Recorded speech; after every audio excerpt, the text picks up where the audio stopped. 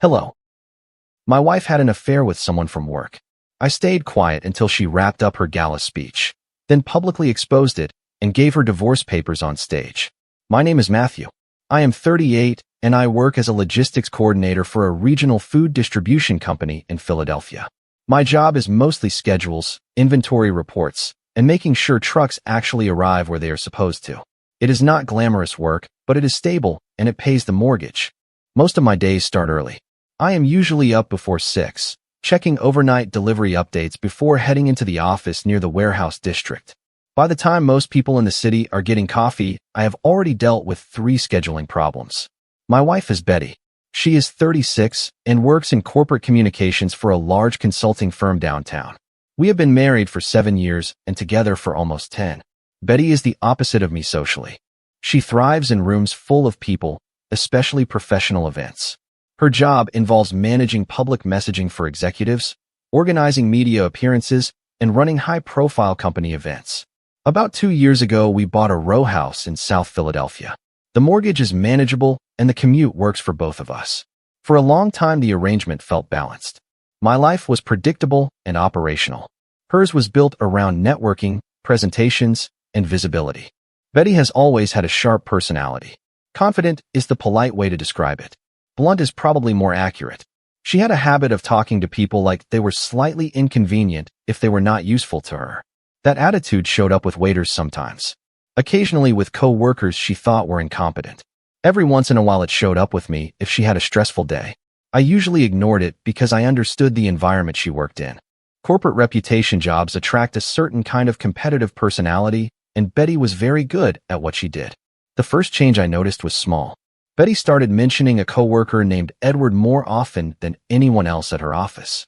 At first it sounded completely normal. They were planning a large company charity gala together. According to Betty, it was one of the biggest events her department had organized in years. I heard about Edward constantly. Edward handled sponsor relations.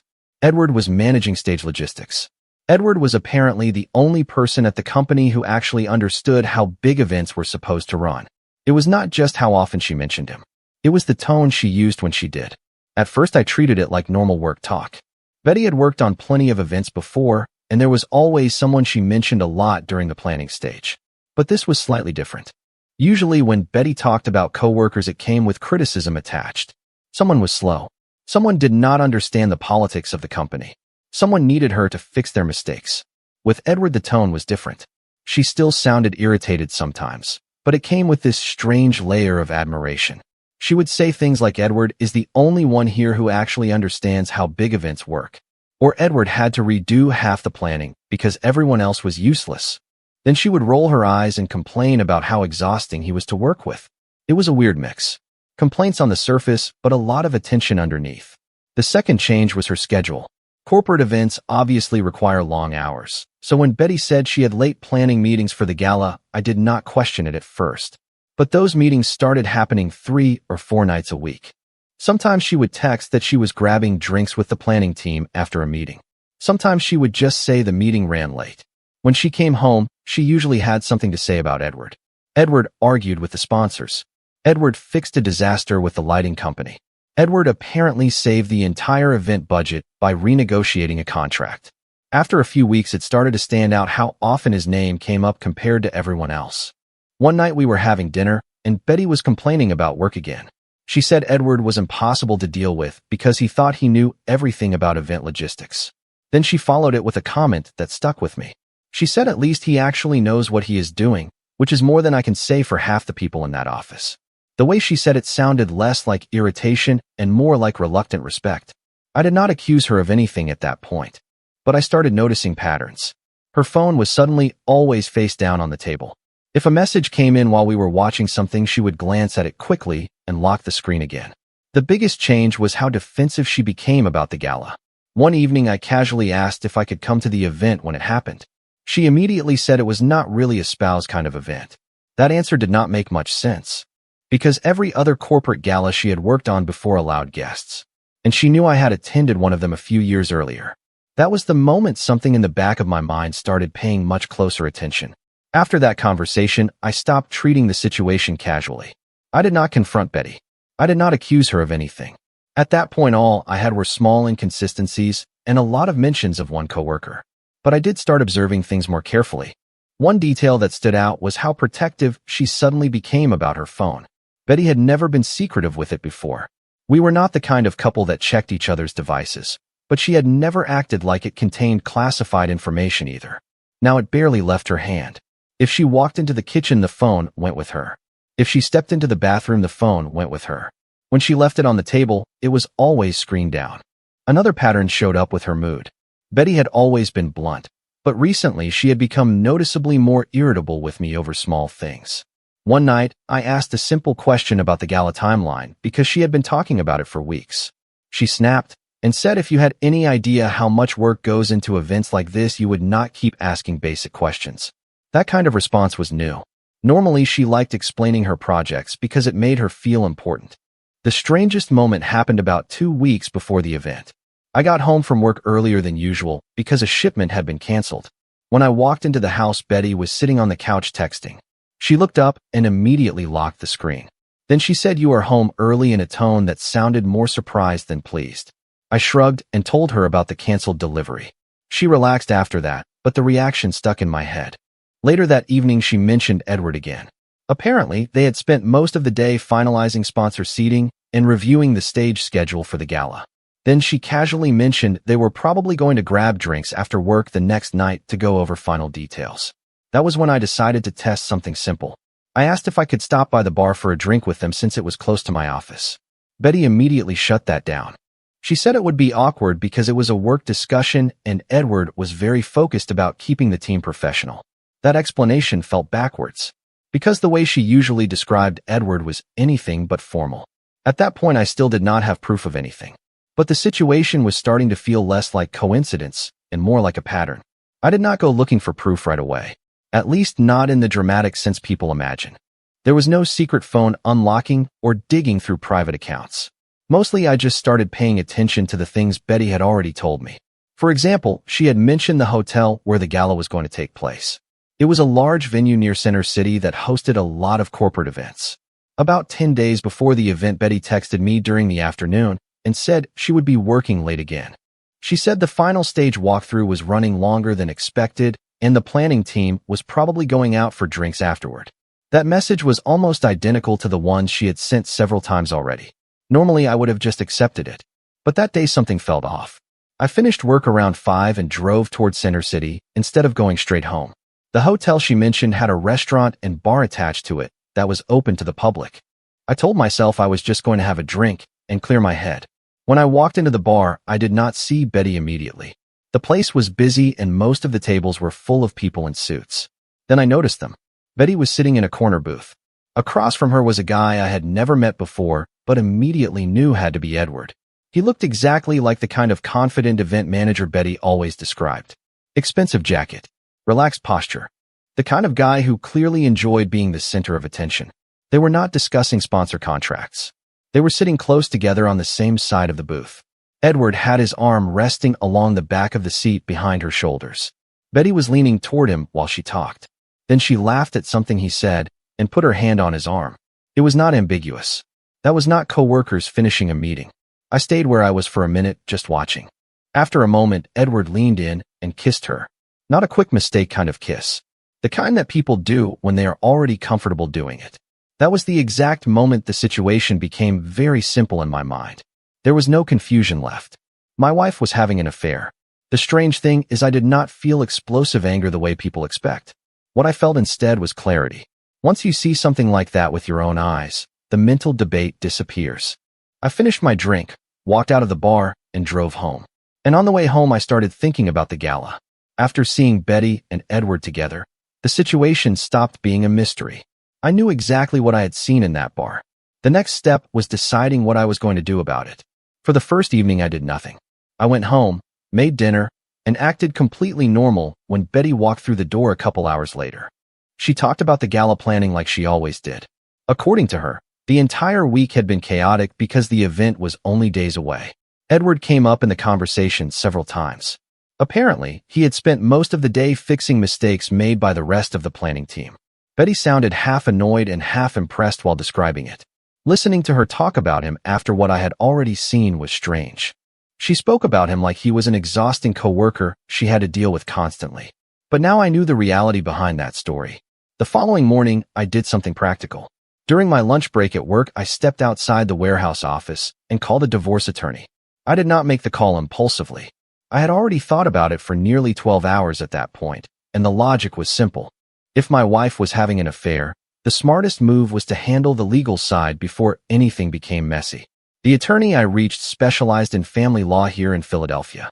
I explained the situation briefly and asked what the first steps usually looked like. He asked a few direct questions. Did we own property together?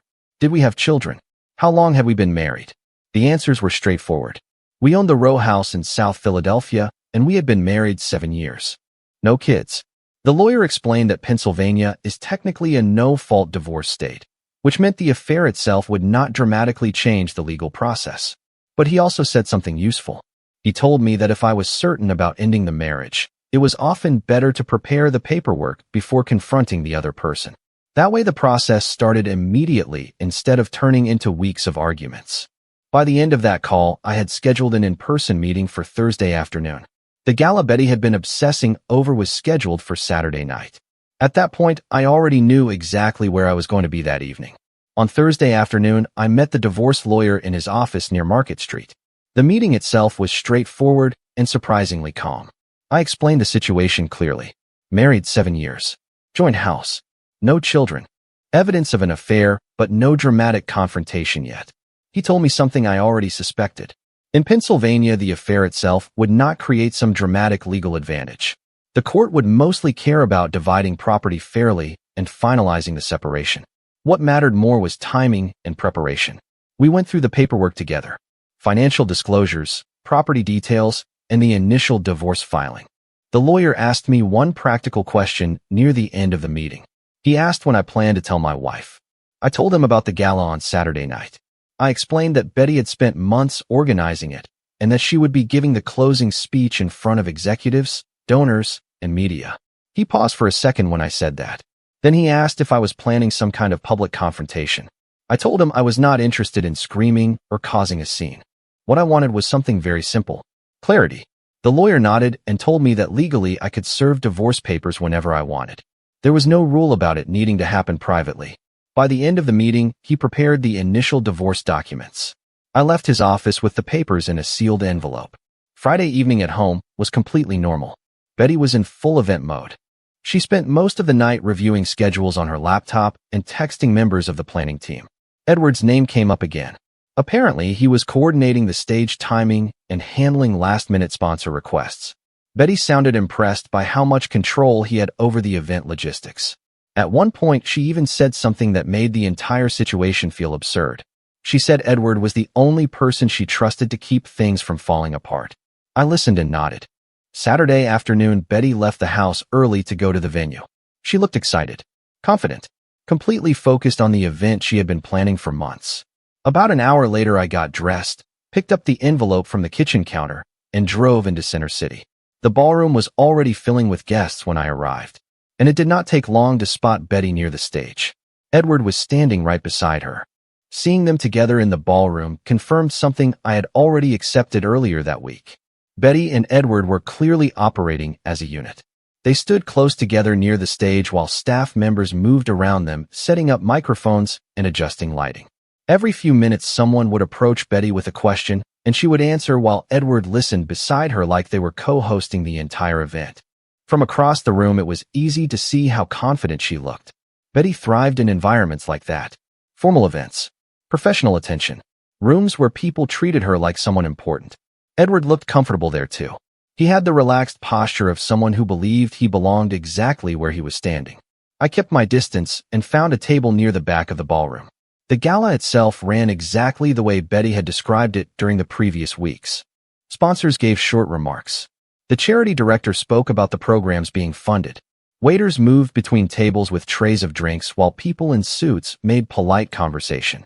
At one point, I saw Betty and Edward leave the main floor together and disappear into a hallway near the stage. They came back about 10 minutes later laughing about something. Most of the guests probably saw two co-workers managing an event. I saw something different. Around 9:30, the formal program started moving toward the closing section. A company executive spoke about the fundraising total and thanked the sponsors who had supported the event. Then he introduced Betty. He described her as the driving force behind the entire gala and praised her leadership in organizing the night. People in the room applauded as she walked onto the stage. Betty looked exactly the way she always wanted to look in public settings. Confident, polished, completely in control. Edward stood near the side of the stage watching her with a satisfied expression. Betty stepped up to the microphone and began the speech I had already heard pieces of at home. She talked about teamwork. She talked about the generosity of the donors. She talked about how proud she was of the people who helped make the event possible. I waited quietly at my table while she finished, because I had already decided that I was not interrupting her speech. I was going to let Betty have her moment first. And when the applause started, that was when I stood up. The applause lasted longer than I expected. Betty stood on the stage smiling while the room clapped. She looked proud of herself, and honestly from a distance the event did look successful. The ballroom was full, the donors seemed happy, and the executives were clearly pleased with how the evening had gone. Edward was standing near the side of the stage watching her like he was just as proud. When the applause started to settle, Betty stepped slightly away from the microphone like the program was finished. That was when I started walking toward the stage. No one really paid attention at first. A few people were still clapping, and others were already standing up from their tables. By the time I reached the front of the room, Betty noticed me. Her expression shifted immediately. First confusion, then irritation, then something closer to alarm. She clearly had not expected to see me there. I stepped onto the stage calmly. One of the event staff members looked like they were about to stop me, but Betty raised a hand slightly like she recognized me. Into the microphone, she said something like, "This is my husband, Matthew." The audience responded with polite, scattered applause. Most people probably assumed this was some kind of planned moment. I took the microphone from the stand.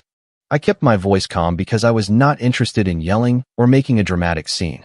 I simply said that I wanted to congratulate Betty on organizing such a successful event. That part was genuine. Then I said there was one more thing I needed to do tonight. The room went quiet very quickly. I turned slightly toward Edward and said his name. That got everyone's attention. I explained that earlier that week I had stopped by the hotel bar and happened to see my wife and Edward spending time together. Not as co-workers, as a couple. You could feel the shift in the room immediately. People stopped moving. Conversations died mid-sentence. Betty tried to interrupt me, but I kept talking. I said that since the two of them had already decided to start their relationship, it only seemed fair that the final step happened tonight as well. Then I pulled the envelope out of my jacket and placed the divorce papers on the podium in front of her. For a few seconds after I put the envelope on the podium, the entire room stayed completely silent. Betty stared at the papers like her brain needed time to process what had just happened. Her face had gone pale in a way I had never seen before. Edward looked like someone had just turned the lights on in a room he thought was private. A couple of people in the front rows started whispering to each other. Someone near the back actually let out a quiet laugh before quickly stopping. Betty finally leaned toward the microphone again. She said, "Matthew, what the hell are you doing?" Her voice was sharp and angry, but underneath it there was panic. I did not raise my voice. I just answered normally. I said I was finishing a conversation that she had already started earlier in the week. Then I said I saw the two of you in the hotel bar on Tuesday. That part landed hard. Betty glanced toward Edward for half a second. It was a quick look, but it said everything about how unprepared they were for this situation. She immediately switched tactics. She told the room there was some kind of misunderstanding and that I was being dramatic. The problem with that explanation was simple. I calmly described exactly what I saw. The corner booth. The two of them sitting on the same side. The kiss. At that point, several people in the audience were openly watching Edward instead of Betty. He had not said a single word. He just stood there near the stage looking like he wished the floor would open under his feet. Betty tried to grab the envelope from the podium, but I slid it slightly toward her. I told her the papers were already prepared by a lawyer and that she would be hearing from him on Monday. Then I said something that was honestly the only reason I had waited for the speech to finish. I told her she clearly valued this event and the people in this room. So I figured it was the appropriate place to be honest about what was actually happening.